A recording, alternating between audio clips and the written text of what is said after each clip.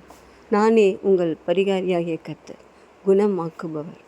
நான் இந்த உலகத்தில் வாழ்ந்த நாட்களிலே அநேக வியாதிகளை தொட்டு சுகமாக்கினேன். இன்றைக்கும் என் மகனே, என் மகளே, உன்னுடைய வியாதி படுக்கையிலே, உன்னுடைய பலவீனமான நேரங்களிலே நான் உன் பக்கத்தில் நின்று உன்னை சுகமாக்க வல்லவராயிருக்கேன்.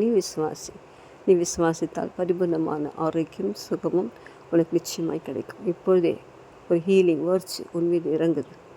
இந்த வேளையிலே கர்த்தர் உன்னை தொட்டு சுகமாக்குகிறார். உன்னுடைய பலவீனங்கள், உன்னுடைய எல்லா விதமான வலிகள், உன்னுடைய கேன்சர், உன்னுடைய எய்ட்ஸ், என்ன வியாதியாக இருந்தாலும் சரி, அவர் குணமாக்க வல்லவர். அவர் ஹீலர்.